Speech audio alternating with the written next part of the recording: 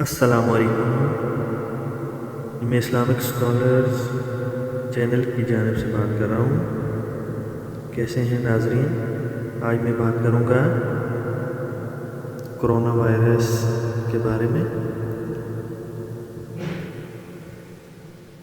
ناظرین، ہر بیماری کے متعدی ہونے کا عقیدہ درست نہیں ہے۔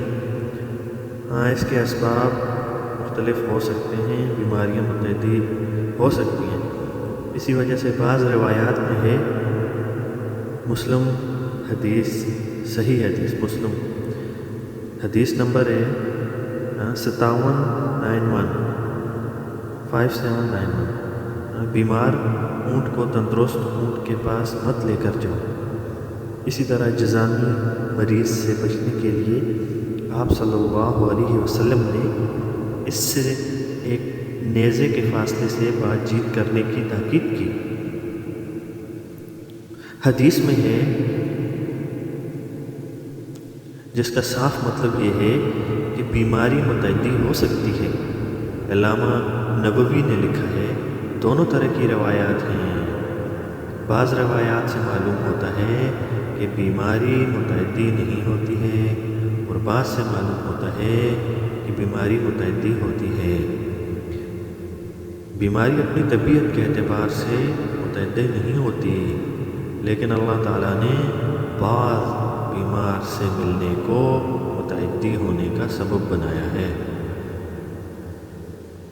بس جس حدیث میں نفی ہے، اس میں در حقیقت جاہلیت کے تعدیہ والے عقیدے کی نفی مقصود ہے، اور دوسری روایت میں اللہ تعالیٰ نے کی تقدیر سے بعض بیمار سے ملنے پر جو ضرر اور نقصان ہو سکتا ہے، اس کی طرف رہنمائی کی گئی ہے۔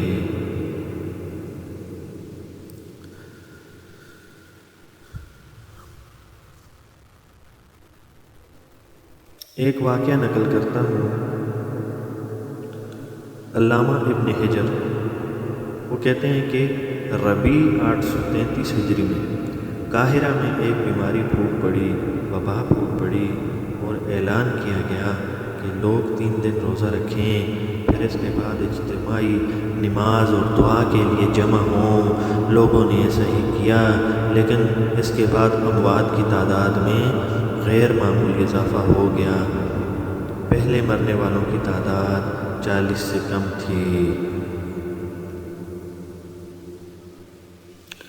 لیکن اجتماعی نماز اور دعا کے بعد اس شدت سے پھیلی کہ ہر روز 1000 سے زائد تعداد پہنچ گئی۔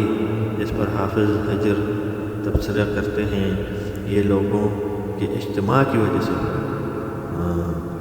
تو ناظرین، سامعین، جاننے والے، نہ جاننے والے، سب سے میری التماس ہے کہ وہ خود کو جو حکومت کہتی ہے اس کے اوپر عمل کروائیں، ساتھ اپنے گھر والوں کو بھی عمل کروائیں، اور جتنا زیادہ ہو سوشل ڈسٹنس برقرار رکھیں۔